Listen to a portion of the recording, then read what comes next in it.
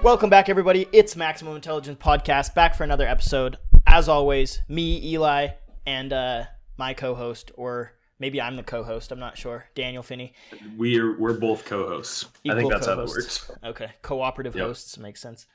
Yep. The end of the last episode, we each asked the audience a question for them to leave in the comments so that we could read their comment in the episode. However, literally probably nobody finished the last episode because nobody left any comments. Yeah. But one of the... no comments. It's okay. Yeah, it's when you get too many views and you're as big as us, usually people are intimidated to leave comments. You know, the smartest people in the world, they don't want to look stupid, right?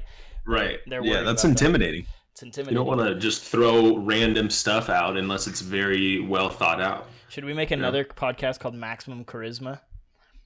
And just Maximum Charisma. What is that one? Is that one purely humor, or is it just like we could do like confidence. a dating show? Oh yeah, we're dating.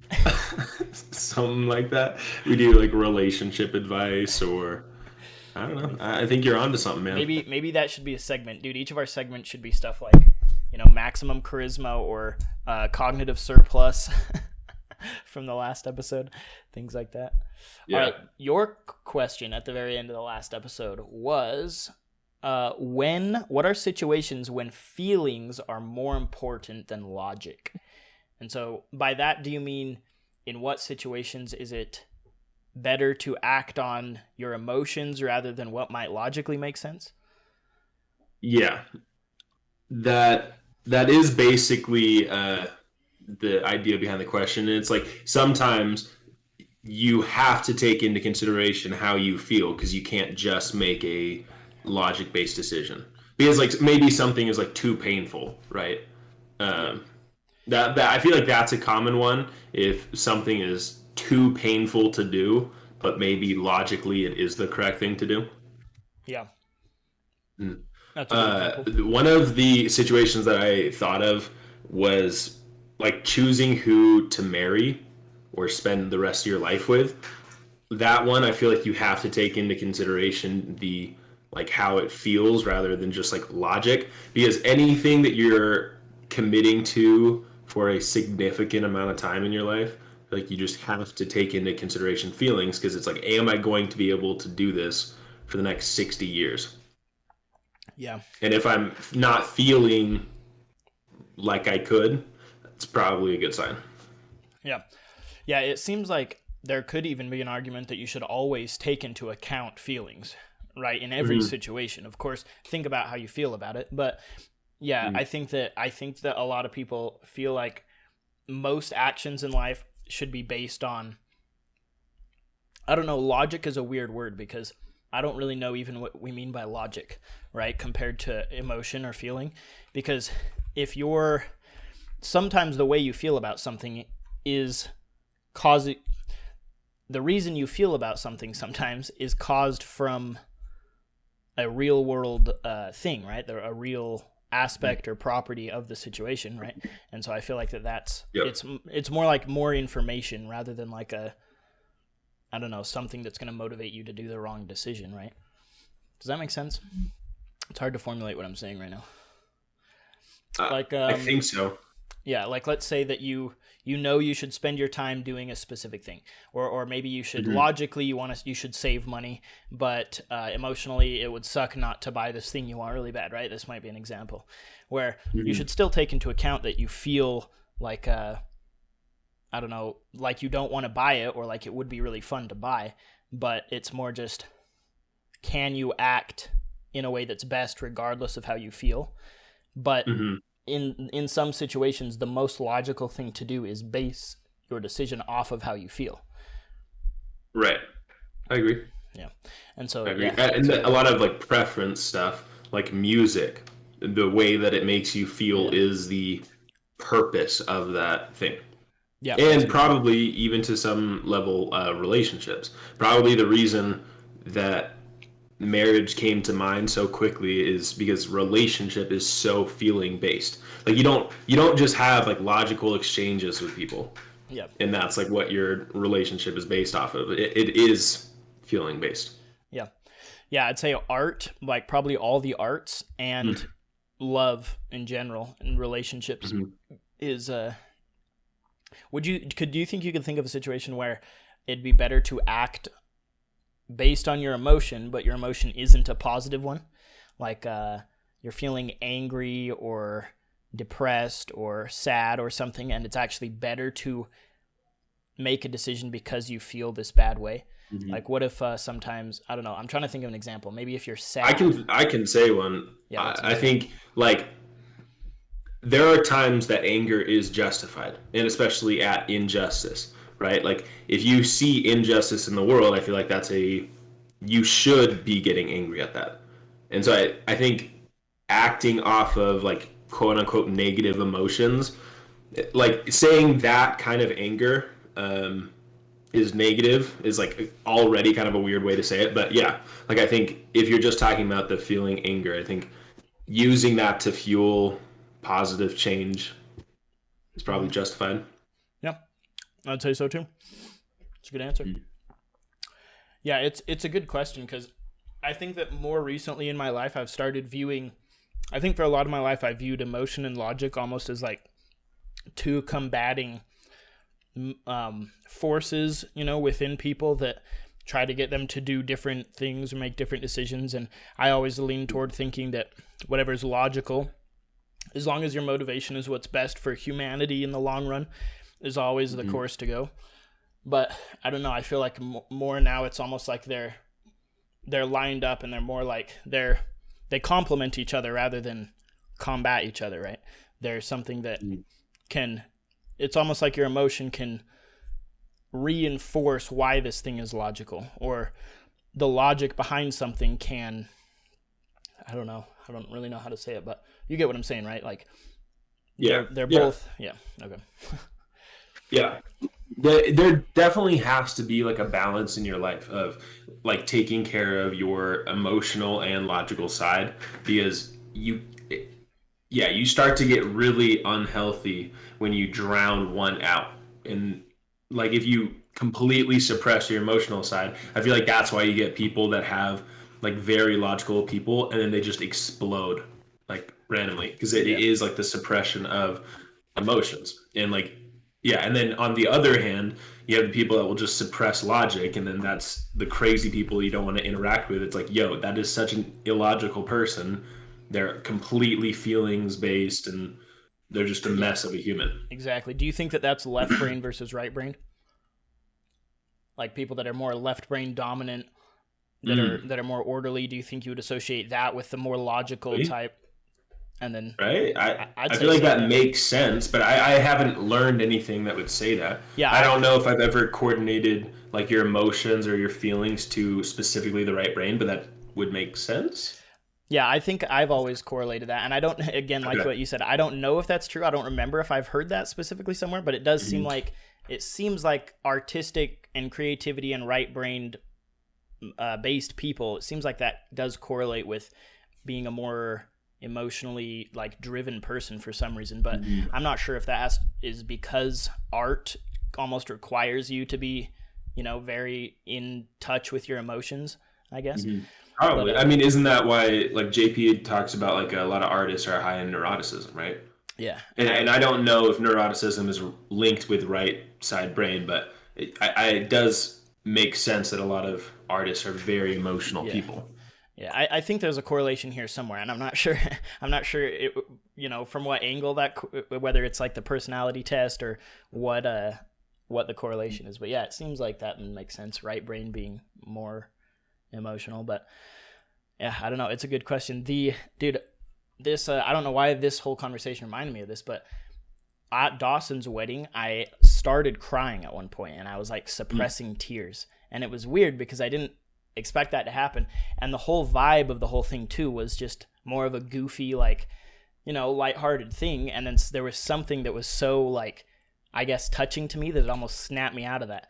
And what happened is we're all, the 7 of us or whatever that were in the squad that were all there at the wedding, we're all sitting in a row. And it was before the ceremony started. We were sitting there, waiting for them to get ready and have the bride walk up and everything. And Dawson was already up there, and the groomsmaids and what is it called? Groomsmen and bridesmaids were up there. Yep. And anyway, the wedding was going to start, and Kayla runs out of lemonade in this little cup, and I wanted some lemonade, and Braden and Damien didn't have lemonade. So me and Braden, did you hear about this at all? Do you know what I'm going to say? No. Braden This is just a funny like start to this story. Yeah, we wanted some lemonade, so we run over.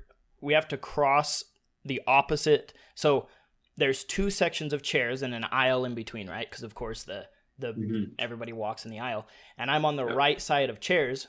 The right section of chairs, but the lemonade is way past the left section, way over to the left. So I had to cross the aisle with Braden and the other row of chairs to get over to the lemonade. So we're over there, we're getting lemonade, and while we're there, almost as soon as we got there, the music starting, for people to start walking down the aisle.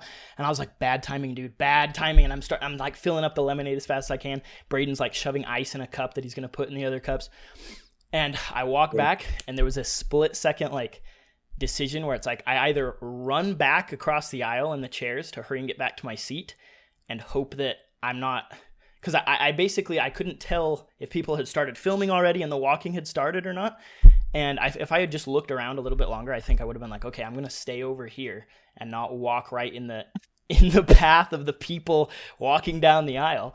But no, dude, the people filming that wedding, at the beginning of the video, you're gonna see me and Braden running across the aisle, ducking low, holding a lemonade in each hand, sprinting over, sitting down, as the people walking. Who is it? Like I think it was the beginning of the bridesmaids and the grooms. I think they weren't up there yet. Usually, I feel like it's just the groom that's up there, and then all the groomsmen and bridesmaids walk up together and go to their sides. So that's what we ran through, was the bridesmaids and the groomsmen walking up there, and it wasn't right. In them, right? It wasn't like we were dodging. It was like before they... Yeah, but the music had already started, and they had started taking steps, and then and I was like, fudge, dude. And so many people in our group started like laughing and trying to be quiet, and like Kayla was laughing way too loud. Kayla and Davin were like, holy cow, dude. And then... So awkward, dude. It was so awkward. Anyway, so I'm in this vibe of like, that was irritating, right? And I'm just like laughing, like, whatever, it's done now, can't do anything about it. I see everyone walk up, and then Dawson hasn't seen Kayla, his soon-to-be wife, at this point, because they did the whole tradition where he can't see her in her wedding dress. He doesn't know what the wedding dress looks like until she's all dolled up and pretty, and then he turns around and sees her for the first time, right? So we're all standing up, because you stand up when the bride comes. And I have seen her getting ready and stuff. I know that... Basically, it had nothing to do with how she looked, right? But I see that she's coming over, so I look at Dawson, and Dawson's facing away from her, and she's getting closer and closer. And then he turns around when the guy says, hey, you can turn around and see the bride. And the second he sees her, dude, and I was looking at him because I want to see his reaction more than anything else, right? As soon as he sees her, he just, like, uncontrollably starts crying and hurries and looks away and, like, covers his mouth. And dude, that just got me, dude. As soon as I saw him start crying, and of course, it's probably partially combined with the fact that I've never seen Dawson cry, but I don't really think it's that. I mean, I don't really view Dawson as like some super tough dude that never cries or anything, but it was like, I don't know, just imagining what he's feeling in that moment. And it's such a monumental, thing. I mean, I know he knows he's getting married, and it's not like a new concept or anything, but it's like seeing, your wife presented as good as she can possibly be for you on this day when you're going to seal the rest of your life together. And like, I don't know, everything about it. Dude, I was just like, dude, I totally can relate to that. Every time I go to weddings, I get emotional. And that's like part of the reason why I love weddings. Because like what you're describing to me is, I was thinking about this a while ago, but it seems like that is a time where like a woman, and I think this is kind of the idea behind like makeup, but just specifically on that day, that they represent like beauty perfected. And then it's like, I don't know. There is something that's like a once in a lifetime opportunity. Yeah. And like even like what marriage means to me, I think is like the whole ceremony is so symbolic and represents like so many good things to me. Yeah, there's also, to me, something like archetypal about that level of commitment. It's almost like there's nothing else in life that's that big of a commitment, except maybe having a kid, right? But and to me, that like the pinnacle of someone going, I am completely and fully giving myself to you and you're giving yourself to me 100% for the rest of our lives. Like, it's a major decision to make and a thing to do. And I don't know, I just didn't, I don't know, weddings I'm not very passionate about, but now I'm starting to think I am, because I don't think I've cried at like very many weddings, and I wasn't even like mega excited about his wedding. Not that I wasn't excited, but I was just like, oh, you know, it's a squad wedding. I'm going to go because it's squad and friends will be there. But then once all that happened, it was like, it was almost like the gravity of the situation set in for the first time, where it was just like, dang, Dawson, like, this is a crazy thing to be here for. I'm so glad I was here, you know, in this moment of your life. This is insane. So that was cool. Dope. It is dope. At my brother's wedding, I remember, like, I was his best man, so I was like standing right next to him up at the front, and I was crying. I feel like the whole time, and it was just looking like at my brother and at the bride, and it was like there is something just so special about that, and even like knowing that, like, the commitment, or like that, the sacrifice that you're making, like this two-way sacrifice, this extreme change in who these people are, right? Like them becoming one person, and like truly, and I think when you see people, I think, like, I almost wish I knew Dawson better, but it's like when you see people like truly like ready to become one and like go throughout life together and stuff like that, like, it's even cooler. Like, that is one of the most beautiful things you can see. And it was just cool because I didn't expect anything like that to happen, and I feel like what you're saying about weddings in general kind of like set in for me or something. Like, it's weird to say that because I've always known what they are and what they represent, but I don't know, to some other level. And I don't know if it had to do with because he was squad, or it probably also would have happened maybe at Anthony's wedding if I had been there, if he had invited any of his friends but Dawson. That could have been cool. Could have been pretty cool to be there for the first squad wedding, but when he doesn't invite the rest of the squad, I guess there's not much you can do, you know? Yep. So, but anyway, it was cool. That was also the first time that Trinity has met Anthony. That's the last person in the squad she had never met, and I hadn't before that point talked to him in, I think since high school, I've literally talked to him 2 times, and I'm including texts or Discord or anything. There's no way that's true, right? Didn't you go and like play D&D with them after? I think I saw. I think that's one of the times I saw him. Was there was a maybe 3. I'll change it to 3. But I had even sent him messages, invited him to stuff, just no response, and it's just like, it was weird. So anyway, but I saw him and everything was fine. It was almost to the point where I was like, is he mad or is there some kind of beef or something? Like he's, you know, but there wasn't. I think it's just Anthony has a slightly weird personality and just didn't respond. But it was fun seeing him, and he's still really funny. I've always thought Anthony's really funny. And he is very funny. That's for sure. It was a good time. Very, very fun. There were some things that even Dawson was saying to me that surprised me a lot, because something about the way Dawson talked to me made me realize how much I've changed since high school.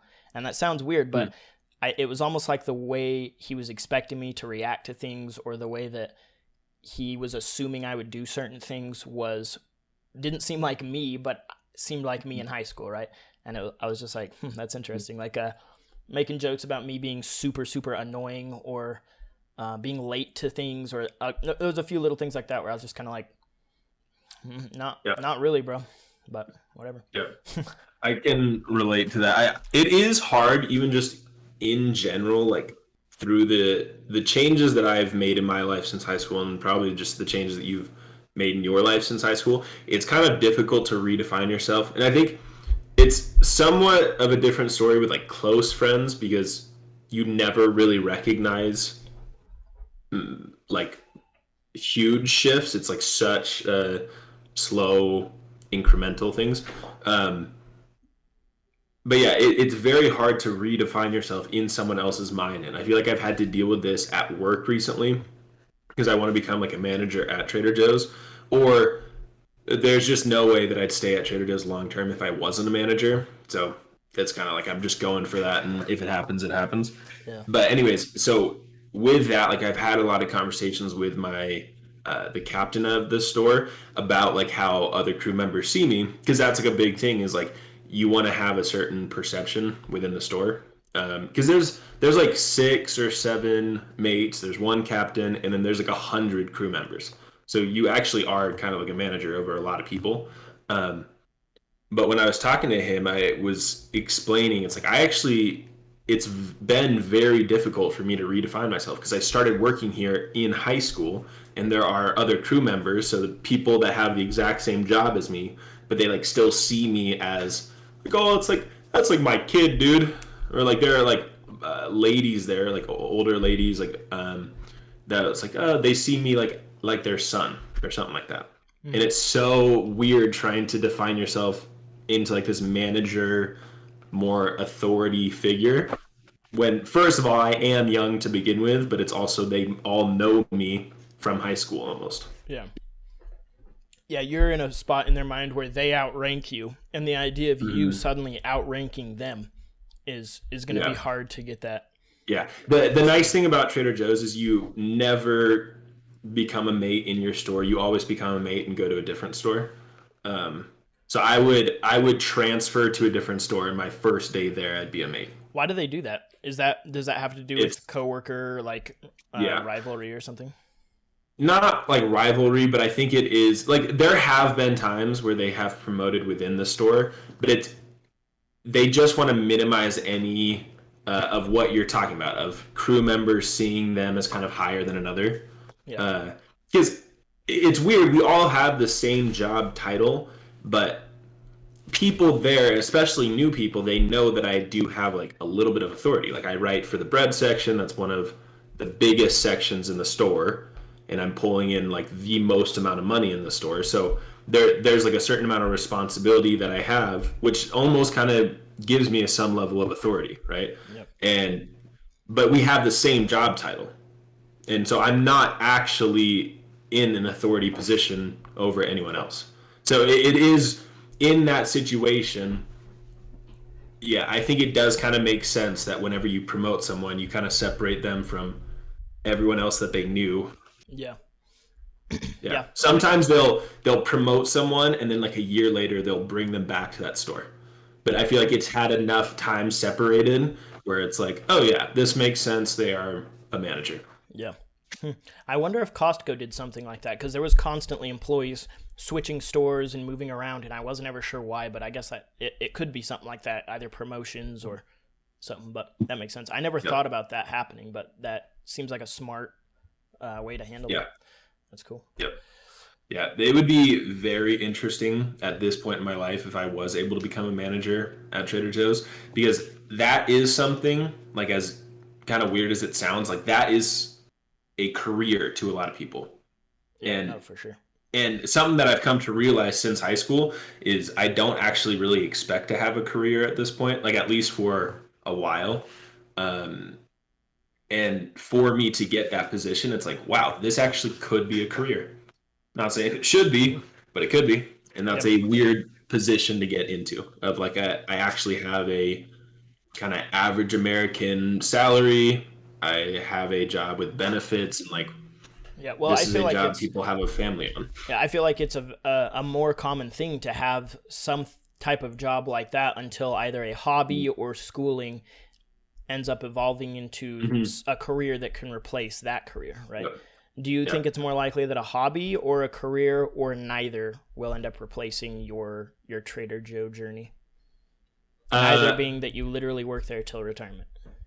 I definitely don't think that would be the case unless I genuinely think I could like work my way up through the company. So I think what would probably happen is I would maybe spend like a couple years, like maybe max of like 5 years being a mate, and just getting that experience being a manager of like a lot of people in a store. I think that would be huge for my future. Yeah. Just that experience going into the marketplace. Yeah. That'd be wild. That'd be cool. It'd be very cool. Hopefully that works out. One of the things that I was actually interested in talking to you about was when so you know how I've been thinking about this thing with school of I'm just going to keep on taking 2 classes even if I don't, or because I don't really know what I want to do, I'm just going to keep on progressing in that. One of the classes that I took this semester was a religious studies class, and I've realized that I actually enjoy studying religion more than any other subject I've ever taken. And this has actually got me thinking. I was like, what if I actually do religious studies? Like, that could be a major of mine. And if I really wanted to go the intellectual academia route in my life, which I probably could, and I think I could enjoy that even, but I could become like a religious study professor or something like that, or someone that does research. But I don't know, finding a subject that I've actually been okay with spending time studying, like looking at YouTube videos about the topic that we're doing and like sitting there and genuinely taking in information about something and like, oh, this is genuinely interesting to me. Because I find so much value in like learning about other religions, and some of the stuff that I've learned about like Buddhism and Hinduism and like all these different things and like the origins of religion, I feel like has already made a small impact on my life. But I think the more and more I got into that, I think that could be a huge benefit to my life. And if I actually enjoy it, then it could be worth thinking about. Dude, I think that's a good example of what we were talking about to Braden in the car that one day about just doing more things and experiencing more things to find your passion, and suddenly you'll find it. You know, like that's something I've tried talking to Ethan a lot about. You literally just said, I'm going to take 2 classes, keep taking them, and just see what happens since I'm not sure what to do. And through doing that, you literally found something that you aren't passionate enough about you could see yourself doing long term, right?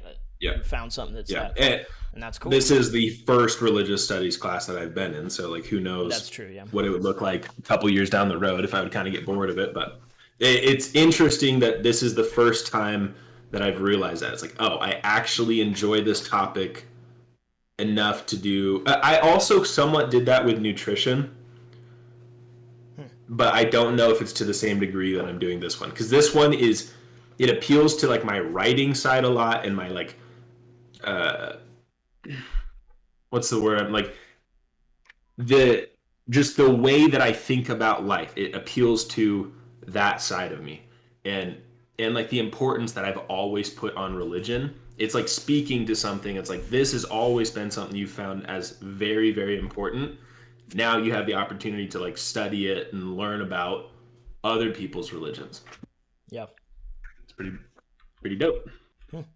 Yeah, I kind of feel the same way with philosophy, where the more little YouTube videos or clips I see about different types of philosophy or different philosophers that came up with different ways of looking at life, I get super entertained by those, and I'm like engrossed in what they're talking about and trying to see the world through that lens and see how helpful that is for me.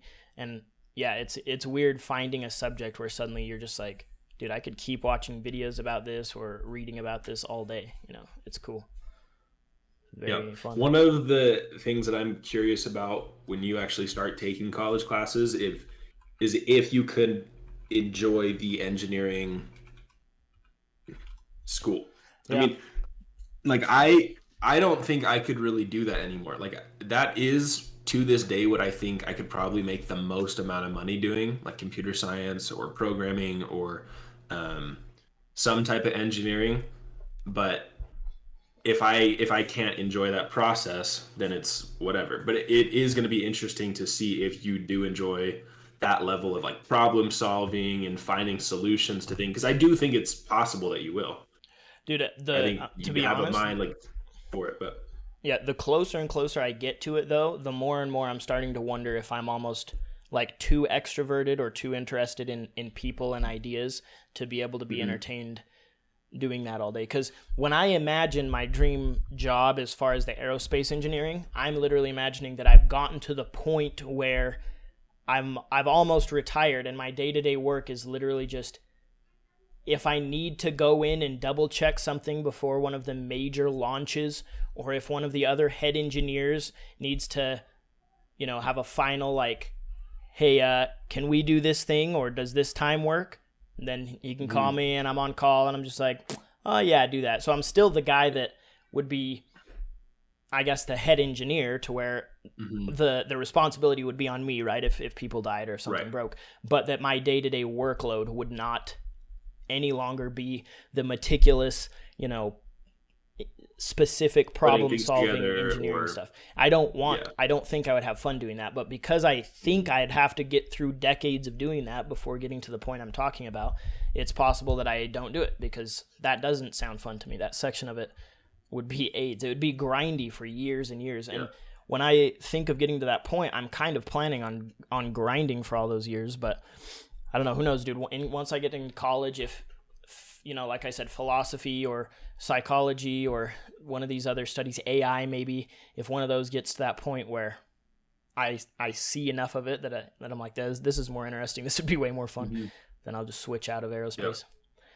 But. One of the hard things though with religious studies and philosophy, I feel like getting a major in those is like not really? a great You went to school for that?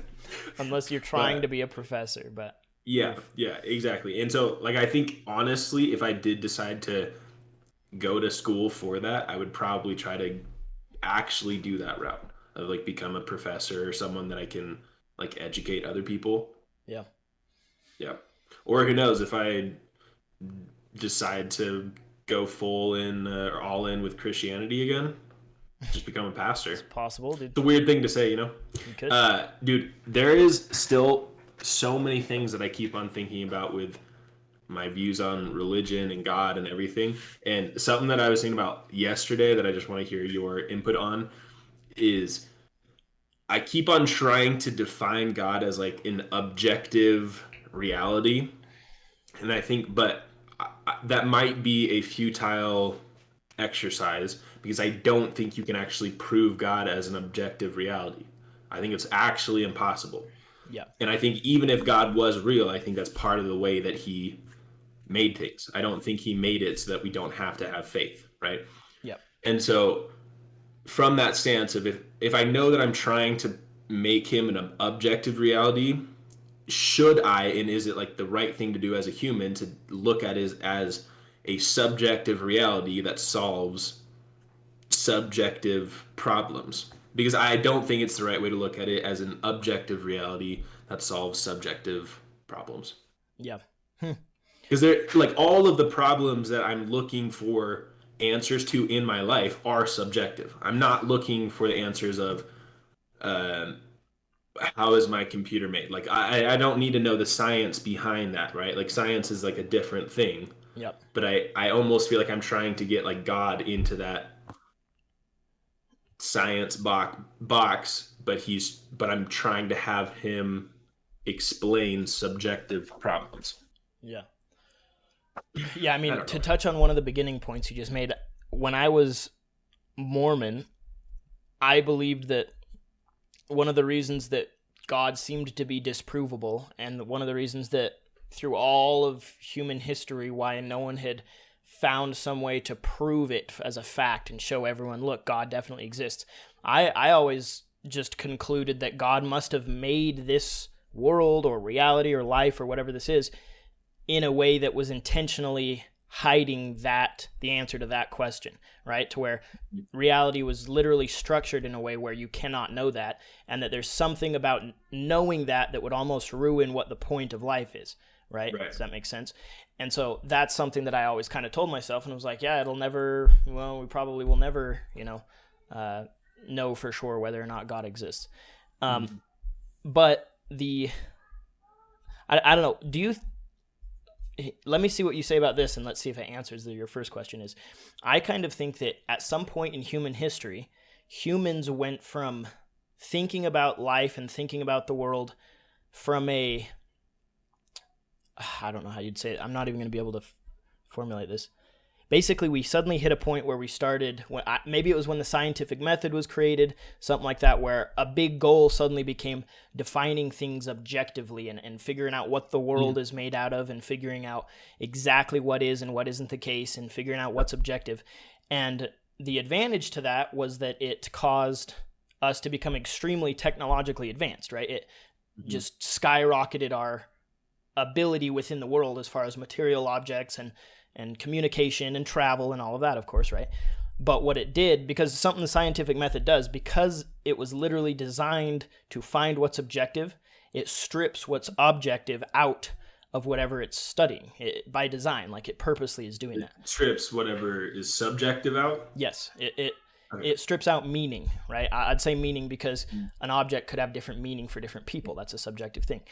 Yeah. And so suddenly the majority of humanity starts looking at the world through this empirical lens or scientific lens now, where they're figuring out what's objective and what isn't.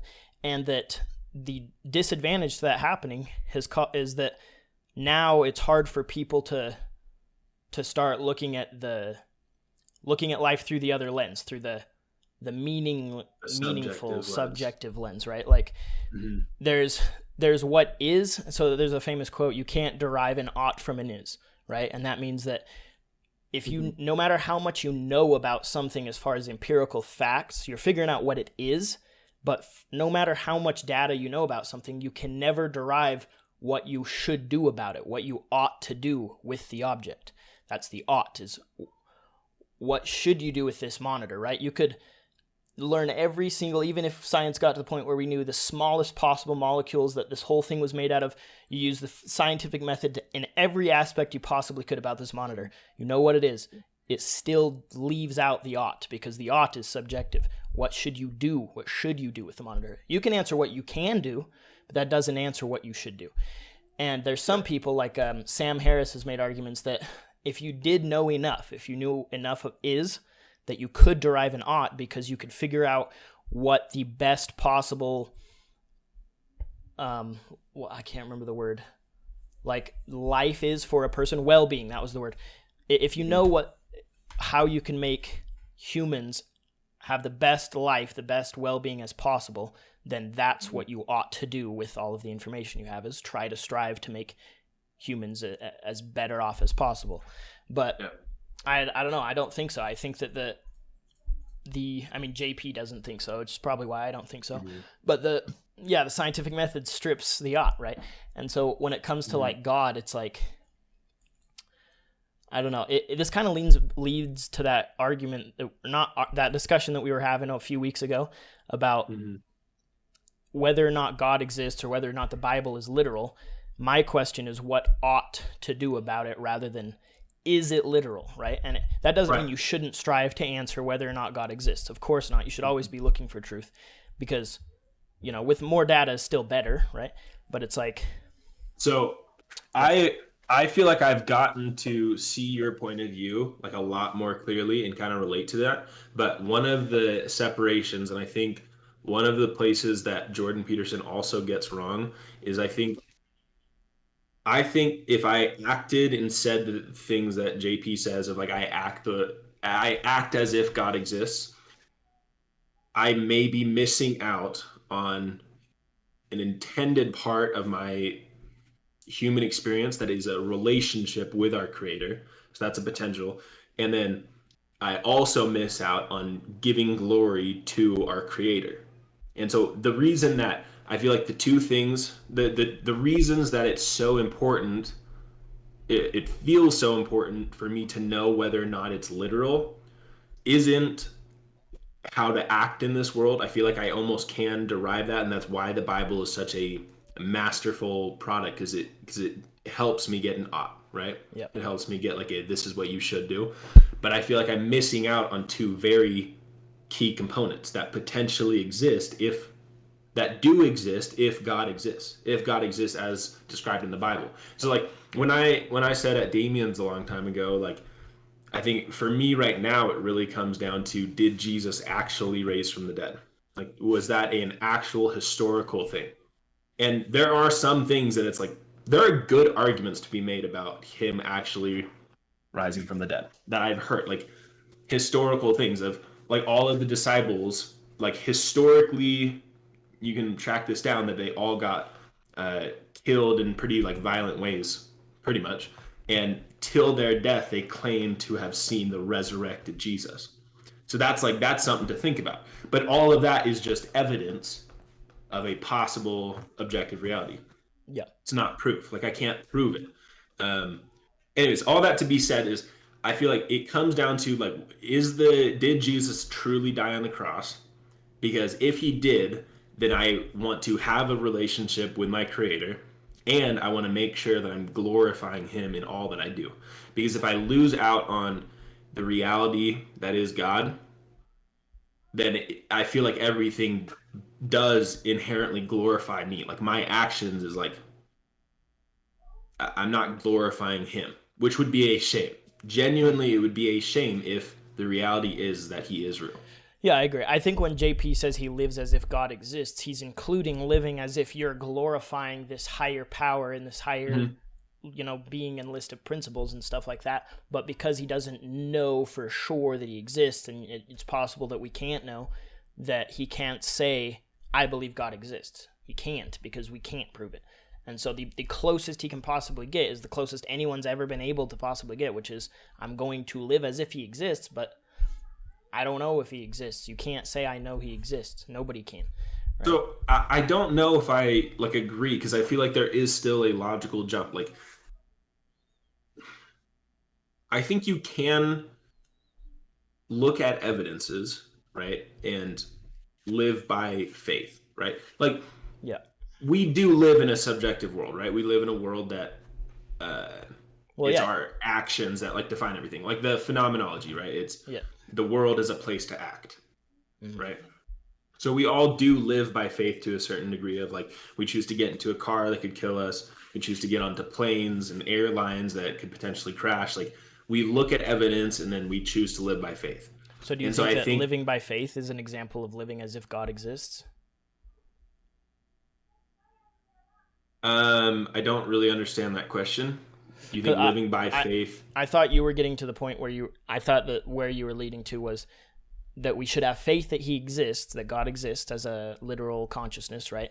And that faith is what we should be, like we should live and base all of our actions as if that's real and that he exists, right? I think we should pursue having reasonable faith.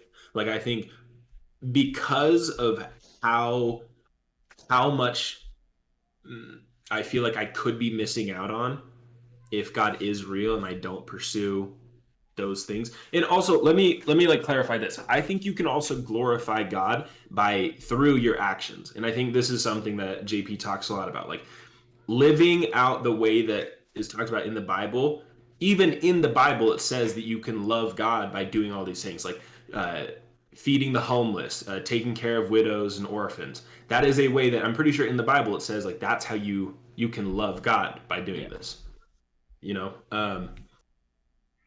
So there is like an action thing. And so I guess what I'm kind of speaking to is like people that would outwardly say like, oh, praise God. Like, thank you, God, for this happening. And if all these blessings truly are from God, how do I take my potentially very small faith, but then choose to say, thank you, God. Like, thank you, God, for everything that you've given me. Does that kind of make sense? Because I feel like I'm missing out on that if I choose to disregard whether or not he's real or not. Because if I'm just trying to find how to act and live my life on a day-to-day basis and how I'm treating other people, right? But I kind of take him out of the equation. And that's post-Christianity. Like our culture is a post-Christian culture, right? So we have Christian morals and we try to distill all of the ways to act from the Bible, but taking God out of the equation. Yeah, I mean, our culture is inescapably based on Christian values, and our culture couldn't exist the way it is without the Bible, nowhere near it, without Christian beliefs. Right. And so, yeah, I guess, does that make sense though? Like my question and like my concern is I don't want to do that because I feel like I don't want to do that just willy-nilly, throw away the God aspect of it, but keep how to act. Yeah. Right? Because there is potentially such a downside.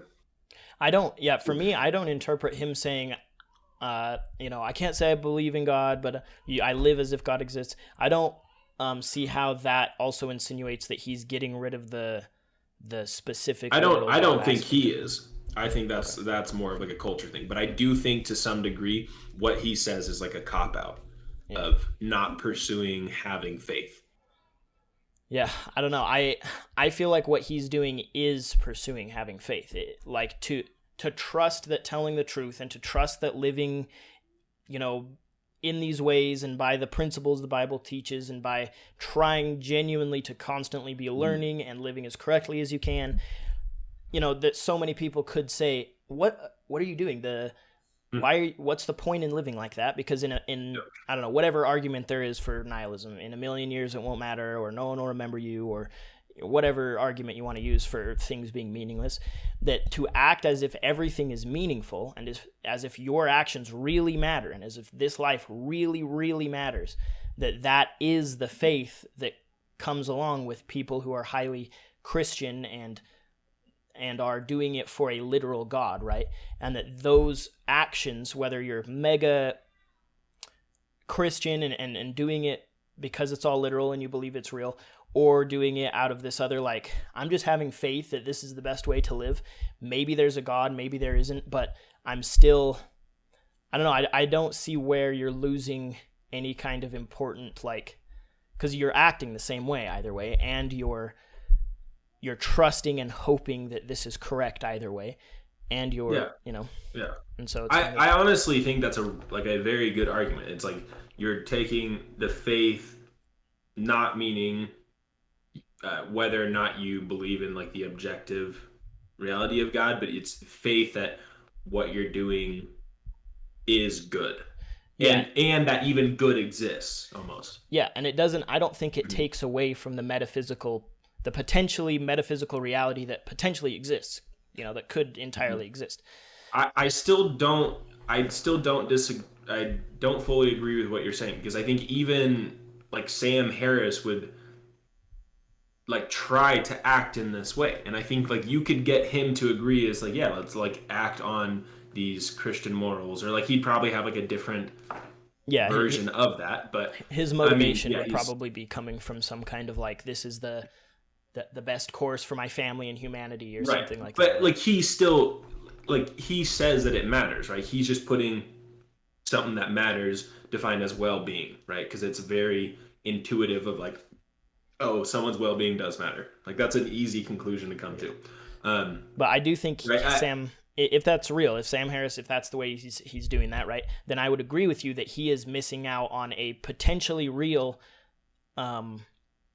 reward that you could be getting from glorifying this God, right? And it's not the reward, but it's like I'm genuinely like almost terrified that God is real, because if he is real, he is so infinitely deserving of my praise. And I don't know what that looks like. I think like the thing that I'm trying to figure out is in my life where objectively all I do is act, right? Like all I am is my actions. Like I don't see myself as all the individual cells. I see myself as what I do.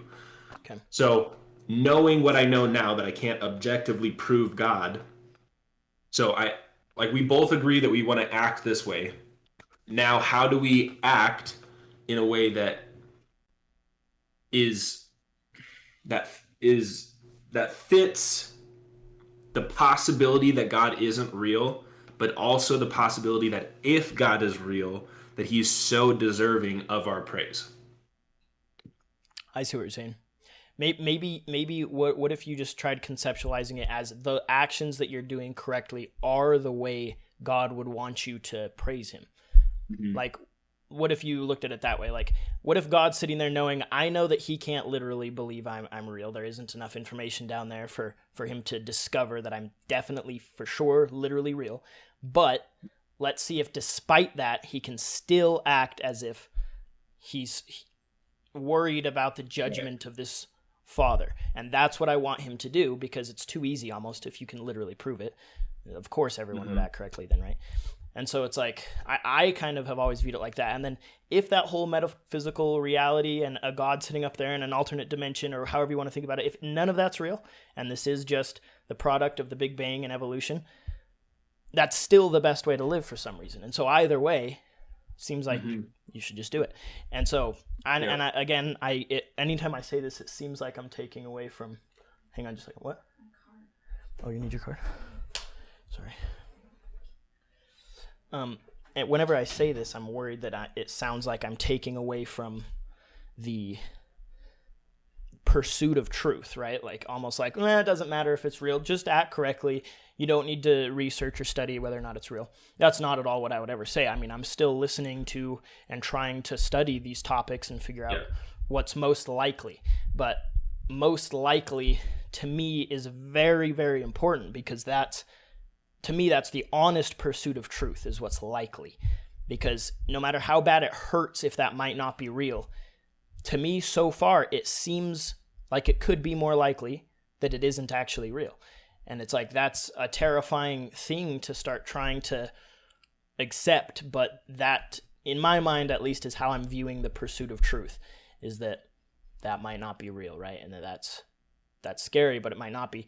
And that, again, yeah. Anyway, I think I've dropped all my points, but okay, cool. Cool. Good conversation. I'm glad that I could talk to you again today. But again, what I wanted to say, and like, I just want to really quickly throw this out there. I still feel like I'm not getting my full point across. Is like something in the past that I did consistently was worship God, right? Like every week, and even on like a day-to-day basis, like I spent time singing, right? And like worshiping God. And I do think that you can act in a way like very often the Bible talks about having like a heart of worship, and that like Paul worshipped night and day, that he lived a life of worship. So I do think that's one thing. But I think what I'm trying to kind of get across is, how do I, seeing that the Bible describes the best way to act, come to terms with, do I sing songs and praise God if I can't prove that he's real, or do I not and only act out my worship to him? Or it also gets into, do I pray every day? Is that something that would truly be beneficial? Or do I say when things happen in my life that are good, wow, thank you, God, that I attribute those things to him? Because that's what I'm trying to say, is like those three things are different than just acting that's true, in the best way possible. Yeah. That it almost seems like above and beyond, but it might be needlessly above and beyond if it's not objectively true. Yeah. I mean, I personally, I still say prayers to God, and I still would say that if through worship or through prayer, if you see it causing good, if you're seeing it butterfly into positive things in your life, because I always have kind of wondered if prayer, if the true purpose was more like a form of meditation and spending a time every day focusing on what you're thankful for, focusing on what your goals are. It really straightens out, what priorities you have and what values you have. And that definitely, I would say I've noticed definitely positive effects from praying. And maybe someone really Christian would say that those prayers went up to God and God blessed their lives and literally made these amazing things happen. And other people might say it's a form of meditation where you focused on those things, and so you noticed other things differently in the world, and because your lens was different that you were looking through, then you still got those positive benefits, right? And I think that either is possible, and that I still think that good comes out of that, so I'm still going to do it. And it's possible it's going up to a literal consciousness that's thinking about it, and it's possible that it's just structuring my mind and thoughts in a healthy way, right? But either way, I think it's doing good. And so I think that that's kind of what you should, because it's almost like what if hypothetically right now you went, for whatever reason, I feel like praying and worshiping is making my life better, so I'm going to keep doing it. And then you keep doing it for a long time, and then maybe in years from now, maybe in months, maybe in tomorrow, whenever, you realize or learn something where, oh, he is literally real. I'm glad I continue doing that. Or maybe you learn or conclude for whatever reason that he isn't, but you still continue doing it because it has positive benefits, right? That's what I mean about living the same way either way. It's like, is there positive benefits from those actions? I feel like that's what you should base it on, right? But I want to keep on talking, but I don't want to get too in the weeds now. But yep. Okay. All right. I'll talk to you hopefully later today. Hopefully later today. Peace out. Bye.